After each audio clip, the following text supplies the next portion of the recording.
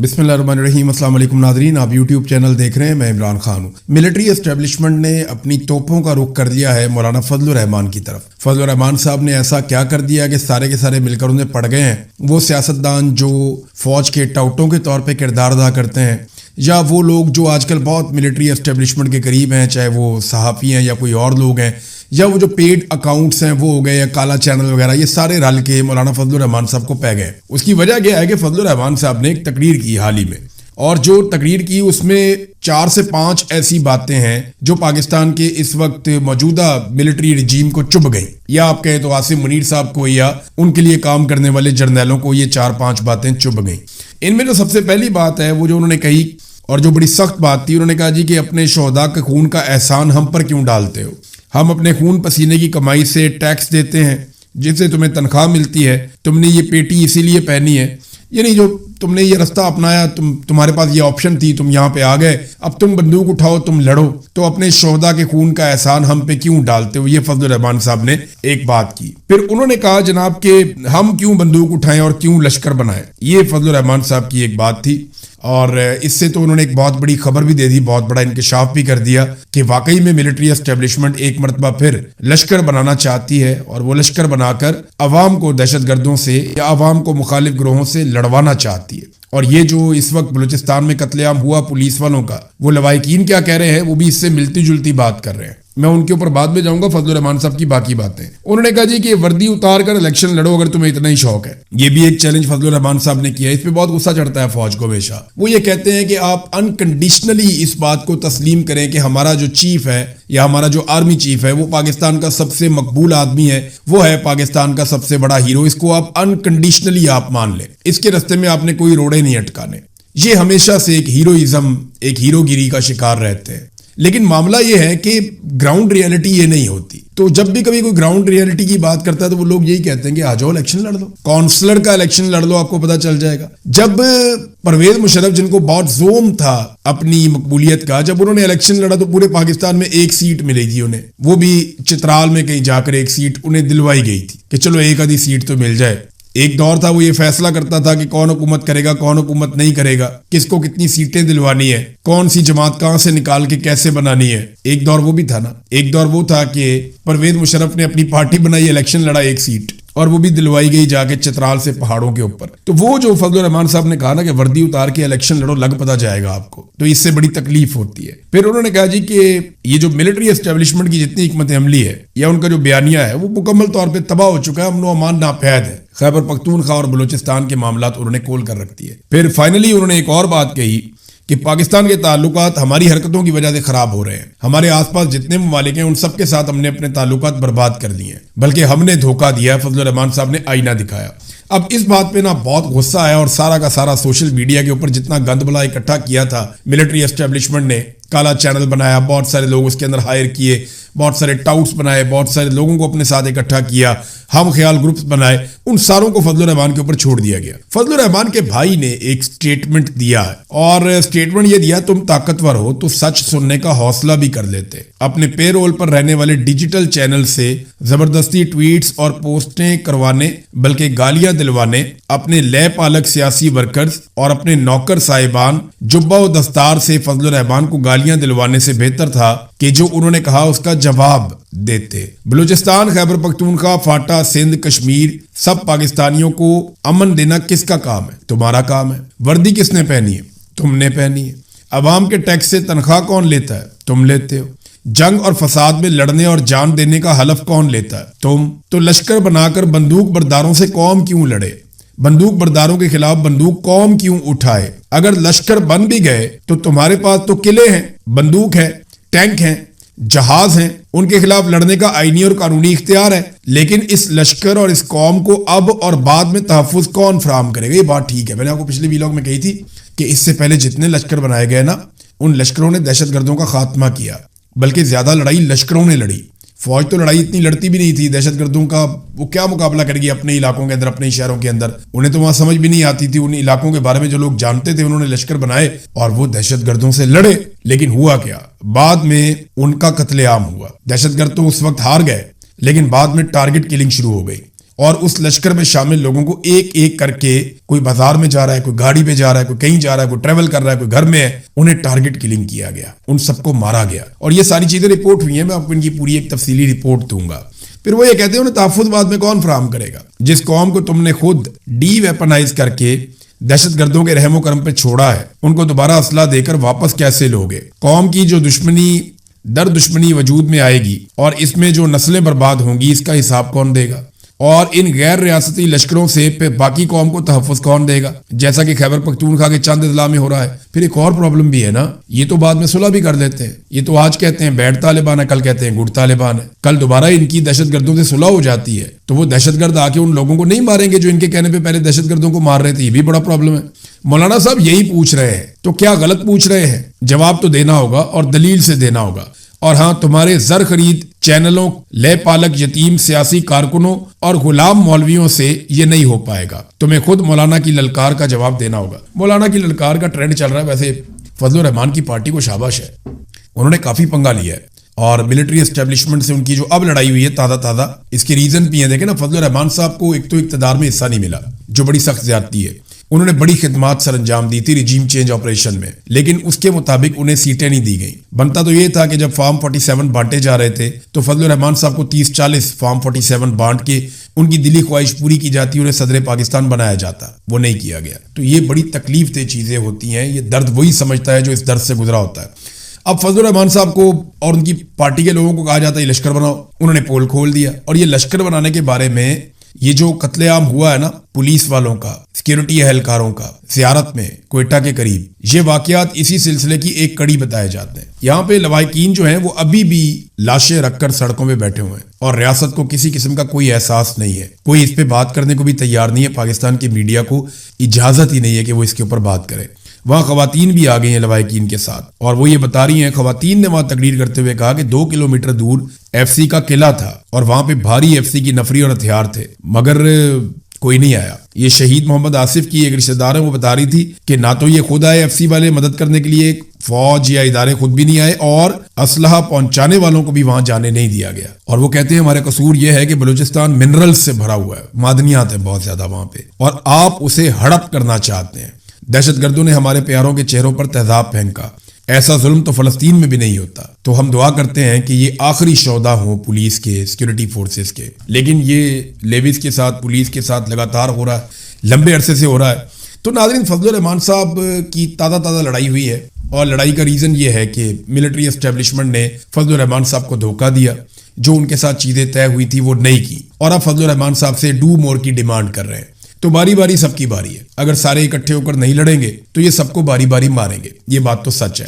ابھی تک عاصم منیر صاحب نے کس کس سے لڑائی کی اور کس کس کو فتح کر دیا ڈرا کر دھمکا کر، اور کون کون ایسا ہے جس نے سرنڈر نہیں کیا، وہ میں آپ کو بتاتا ہوں. آرمی چیف بننے کے بعد انہوں نے جو لڑائی کی، ایک تو انہوں نے پیپلز پارٹی اور پی ایم ایل این نے تو فوری طور پہ سرنڈر کر دیا.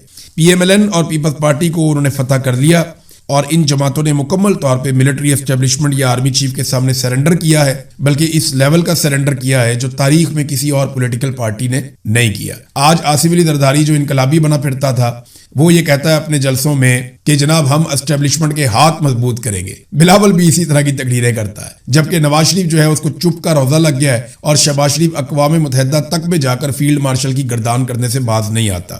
تو انہوں نے منہ کے اندر جوتا دبایا ہوا ہے اور پالش میں لگے ہوئے ہیں. تو اب عاصم منیر صاحب کا تازہ مقابلہ تو فضل الرحمان سے ہے، لیکن ابھی تک جو ان کے مقابلے ہوئے نا، اس میں پہلا مقابلہ انہوں نے عمران خان کے ساتھ کیا، عاصم منیر نے. تو اس مقابلے کے نتائج یہ ہیں کہ ابھی تک عمران خان ناقابل شکست ہے. وہ ہار نہیں رہا، بلکہ اس نے جیل سے بیٹھ کر عاصم منیر صاحب کو بدترین شکست دی 2024 کے فروری کے انتخابات میں. دوسرا مقابلہ عاصم منیر صاحب کا ہوا تحریک لبیک سے، ٹی ایل پی والوں سے، اور اس مقابلے میں بھی ایسا لگتا ہے کہ وہ دونوں بھائی ہار ماننے کو تیار نہیں ہیں. انہیں ابھی تک جبری طور پہ لاپتہ رکھا گیا ہے اور کبھی کبھی وہ زور لگاتے ہیں، کبھی سوشل میڈیا پہ، کبھی کسی اور طریقے سے، لیکن پی ٹی آئی نے ان سے بہت بہتر لڑائی لڑی ہے. تیسرا مقابلہ مہارنگ بلوچ کے ساتھ ہوا عاصم منیر صاحب کا. وہ آزادی اظہار رائے کا استعمال کرتے ہوئے انسانی حقوق مانگ رہی تھی بلوچستان کے لوگوں کے لیے، تو انہیں جیلوں میں ڈال دیا گیا اور انہیں لمبی لمبی سزائیں سنا دی گئیں، مہارنگ بلوچ کو اور ان کے ساتھیوں کو. تو وہاں پہ بھی وہ لوگ ہار نہیں مان رہے. چوتھا مقابلہ جو عاصم منیر صاحب کا ہوا وہ اسلام آباد میں ہوا، ایمان مزاری اور ان کے شوہر سے. اس مقابلے میں جو ہے وہ انہوں نے دونوں میاں بیوی نے سرنڈر نہیں کیا. بدترین حالات کا وہ سامنا کر رہے ہیں, لیکن انہوں نے ابھی تک سرنڈر نہیں کیا. میڈیا نے سرنڈر کیا ہے عاصم منیر صاحب کے سامنے. اگر کہیں اوور آل آپ دیکھیں تو زیادہ میڈیا عاصم منیر صاحب کے سامنے سرنڈر کر گیا ہے. عدلیہ جو ہے وہ آلموسٹ آپ سمجھ لیں 80% عاصم منیر صاحب کے سامنے سرنڈر کر گئی ہے, لیکن پاکستان تحریک انصاف نے سرنڈر نہیں کیا, امارنگ بلوچ نے, ایمان مزاری نے سرنڈر نہیں کیا. اب کشمیریوں کے ساتھ ایک تازہ لڑائی شروع ہوئی ہے, اس میں کشمیری ہار نہیں مان رہے. یہاں برطانیہ میں کشمیریوں نے ریکارڈ احتجاج کیا, تاریخی احتجاج کیا, اور کشمیری آزاد کشمیر میں بھی ڈٹ کر کھڑے ہیں, تو وہ بھی ہار نہیں مان رہے. اب تازہ لڑائی جو آخری ابھی شروع ہوئی ہے عاصم منیر صاحب کی, وہ ہے فضل الرحمان صاحب سے. تو دیکھتے ہیں کہ فضل الرحمان صاحب کب تک لڑ پاتے ہیں. فضل الرحمان صاحب ایسے لمبی لڑائی کبھی بھی نہیں لڑتے, انہوں نے تو پرویز مشرف سے بھی لمبی لڑائی نہیں لڑی تھی, وہ بیچ میں کہیں نہ کہیں, اور فضل الرحمان صاحب تب تک لڑتے بھی نہیں ہیں جب تک کہ انہیں پوری طرح یقین نہ ہو جائے کہ اب لڑائی لڑنے کا وقت آ گیا ہے. یا تو عاصم منیر صاحب کا جو مکمل فیلئر ہوا ہے ان کے رجیم کا, انہوں نے پاکستان کی ہر شے کو تہ و بالا کر کے تباہ کر دیا ہے, اور اس رجیم کو کوئی کامیابی نہیں ملی, اس کی وجہ سے شاید بہت زیادہ انٹرنل ایک رد عمل ہے, اور فضل الرحمان صاحب اس صورتحال کو بھانپ گئے ہیں. ورنہ فضل الرحمان صاحب موقع محل دیکھے بغیر کبھی بھی لڑائی میں اترتے نہیں ہیں, یہ بات ہم سب بڑی اچھی طرح جانتے ہیں. ناظرین, سہیل افریدی صاحب, بلکہ میں خواجہ آصف صاحب نے جو سٹیٹمنٹ دیا پہلے ذرا وہ آپ دیکھ لیں. بڑا سخت سٹیٹمنٹ خواجہ آصف نے دیا فضل الرحمان کے خلاف. وزیر دفاع ہیں, انہوں نے کہا جی کہ فضل الرحمان کے بیان کو بے حسی قرار دیا کہ فوجی جوانوں کے وطن کے لیے قربانی کو تنخواہ سے جوڑنا شہداء کے لواحقین کے جذبات مجروح کرنے کے مترادف ہے. فضل الرحمان کے جو بیان کے اوپر انہوں نے کافی رد عمل دیا. انہوں نے کہا جی کہ فوجی جوانوں کی وطن کے لیے قربانی کو ان کی تنخواہ سے جوڑنا غیر منصفانہ ہے. ایسا بیان شہداء اور ان کے خاندانوں کی دل آزاری کے مترادف ہے. کوئی شخص محض تنخواہ کے لیے اپنی جان نہیں دیتا.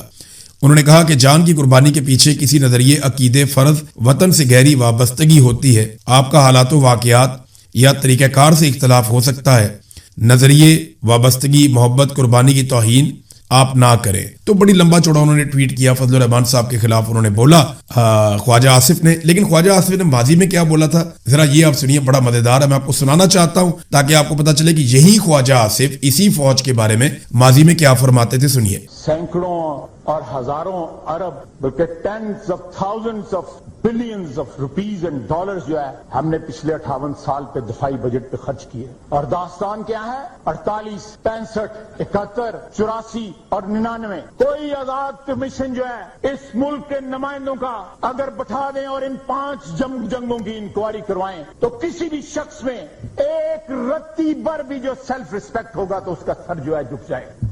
لیکن آج بھی یہ پوری امپیونٹی کے ساتھ اپنا سینہ چوڑا کر کے ڈیفنس بجٹ کو کلیم کر رہے ہیں اور مانگ رہے ہیں قوم سے.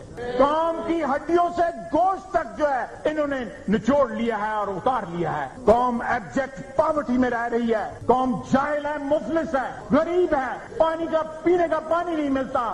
یہ جی خواجہ آصف صاحب کو آپ سن رہے تھے. اس کے علاوہ میں آپ کو اور سناتا ہوں. خواجہ آصف صاحب نے یہیں پہ ایک اور بات بھی کی, وہ بات بھی سننے کے قابل ہے. یہ ذرا آپ سنیے کہ خواجہ صاحب کیا فرما رہے ہیں. اگر یہ ویلفیئر اسٹیٹ ہے پاکستان, میں مانتا ہوں یہ ویلفیئر اسٹیٹ ہے.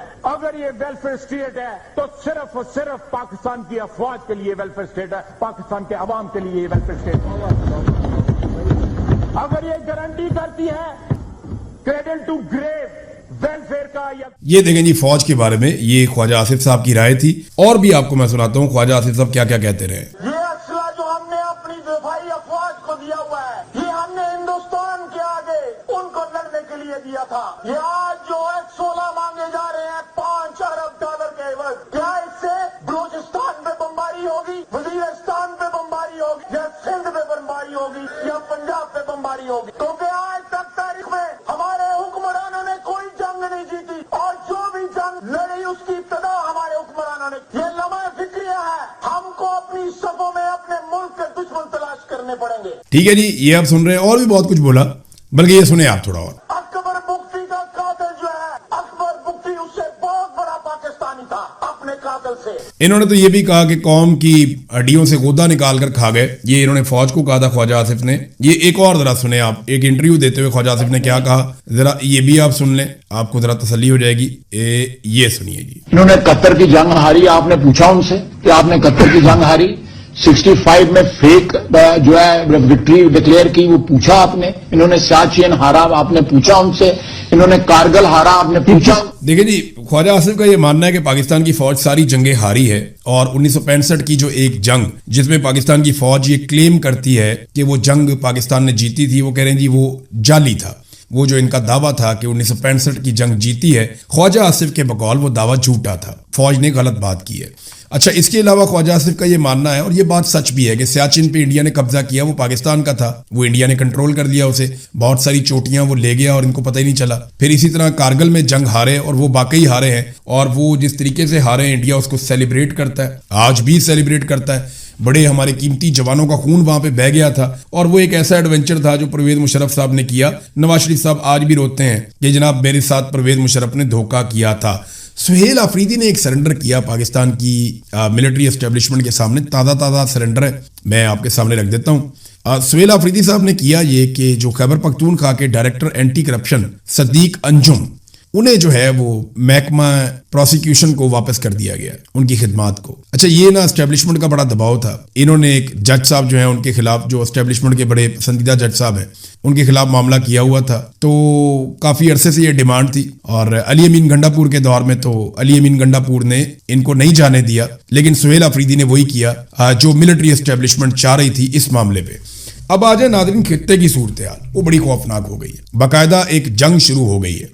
ईरान ने कई बहरी जहाज़ों को निशाना बनाया, और ये वो बहरी जहाज हैं जिन्हें अमेरिका गुजारने की कोशिश कर रहा था ओमान के करीब से एक नई राहदारी में से। अमेरिका ने ईरान की सरहद से दूर ओमान के करीब आबना हुर्मुज में से एक नया रास्ता निकाला है, एक नई राहदारी बनाई है, वहां पे उनकी फोर्सेज मौजूद हैं। वो कहते हैं जी हम यहां से ऑयल टैंकरों को निकालेंगे। अब वो वहां से निकालना चाह रहे थे, ईरान कहते हैं जी हमारे बगैर आप यहां से नहीं निकाल सकते, हम ये नहीं करने देंगे। और ईरान समझता है कि ये खिलाफ वर्जी है उस मुआहदे की जो पाकिस्तान में हुआ था। बल्कि यहां एक स्टेटमेंट भी आ गया है, जो इस्माइल बकाई का स्टेटमेंट है, ये एयरवाई के ऊपर छपा हुआ था कि कोई शक नहीं इस्लामाबाद एमओयू खत्म हो गया है। तर्जुमान ईरानी वजारत खारजा इस्माइल बकाई, यानी जो हम जिस पे इतरा रहे थे, जिस पे हम बहुत बात कर रहे थे इस्लामाबाद एमओयू की, वो ईरानी वजारत खारजा के जो तर्जुमान है वो कहते हैं जी वो तो एमओयू अब खत्म हो गया, यानी उसकी तो खिलाफ वर्जी हो गई, क्योंकि अमेरिका ने बहुत बमबारी की है पिछले 3 दिन में ईरान पे। बाकायदा अब एक जंग शुरू हो चुकी है। डोनाल्ड ट्रंप ने कांग्रेस को भी आगाह कर दिया है और ये बता दिया है कि अब लड़ाई होगी, और बाकायदा अहकाम जारी कर दिए गए हैं। हमलों की एक के बाद एक लहर आ रही है। ईरान जवाबी हमले कर रहा है। उधर सऊदी अरब ने अटैक कर दिया एक एयरपोर्ट पे यमन में, और यमन के जो हौसी हैं उन्होंने अटैक कर दिया सऊदी अरब में एयरपोर्ट के ऊपर, और वहां पे कुछ आग के शोले उठते हुए दिखाई भी दिए। लेकिन सऊदी सोर्सेज ये कह रहे हैं कि उन्होंने तमाम जो मिसाइल मारे गए थे या रॉकेट्स मारे गए थे यमन की जानिब से, उन तमाम को उन्होंने हवा में तबाह कर दिया। तो खित्ते की सूरत हाल कोई बड़ी अच्छी नहीं है, अजीबोगरीब सूरत हाल पैदा हो गई है। यहां डोनाल्ड ट्रंप ने एक स्टेटमेंट दिया जिसका जवाब ईरान ने दिया है। डोनाल्ड ट्रंप ने दोबारा ऐलान कर दिया कि आबना हुर्मुज की हम नाकाबंदी कर रहे हैं और गुजरने वाले हर जहाज से 20% हम फीस वसूल करेंगे। यानी अमेरिका वहां पे नाकाबंदी करने जा रहा है आबना हुर्मुज की, और जो जहाज वहां से गुजरना चाहता है वो डोनाल्ड ट्रंप को 20% दे दे। यानी जितने का वो माल लेकर जा रहा है, फर्ज करें उस जहाज के अंदर 10 अरब का माल है, तो 2 अरब रुपया डोनाल्ड ट्रंप को दे दें और जहाज आप वहां से निकाल कर ले जाएं। तो ये जनाब अब डोनाल्ड ट्रंप ने इस किस्म की बात की है। इसके जवाब में जो ईरानी वजीर खारजा हैं उन्होंने बड़ा मजेदार रिप्लाई दिया। उन्होंने कहा जी कि ईरान हमेशा से आबना हुर्मुज का मुहाफिज रहा है और हमेशा रहेगा, और ये जो डोनाल्ड ट्रंप ने आबना हुर्मुज पर फीस वसूल करने का जो बयान दिया है, उन्होंने कहा जी बिल्कुल दुरुस्त बयान है उनका। जो भी आबना हुर्मुज में कमर्शियल जहाजों को महफूज रास्ता फराहम करता है उसको इस काम का मुआवजा मिलना चाहिए, और हम ये काम करते रहे हैं। उन्होंने मजीद कहा कि 20% बहुत ज्यादा है, हम दाम बहुत मुनासिब रखेंगे। ये जनाब ईरान इस वक्त कह रहा है कि जनाब हमारा कंट्रोल है, हमारी जगह है, यहाँ से जो गुजरेगा हमें फीस देकर जाएगा, जबकि डोनाल्ड ट्रंप ने 20% फीस रख दी है। तो वो जो एक सारा माहौल बना था जंगबंदी का, मुआहदे हो रहे हैं, बातचीत हो रही है, वो तो सारा पड़ गया खटाई में। अब जब अमेरिका को दोबारा फेस सेविंग चाहिए होगी तो अमेरिकन पाकिस्तानियों से रब्ता करेंगे और दीगर जो फरीक हैं उनसे रब्ता करेंगे, और हम दोबारा से अमेरिका को फेस सेविंग देंगे तो फिर से हम कहेंगे जनाब हम सालसी करवा रहे हैं, हम बहुत ताकतवर, बहुत बड़े हो गए हैं, जबकि हमारा बलूचिस्तान, हमारा कश्मीर, हमारा पाकिस्तान जिस तरह जल रहा है, जिन हालात में वहां पे लोग गुजारा कर रहे हैं, उसका हमारे पास कोई हल नहीं है।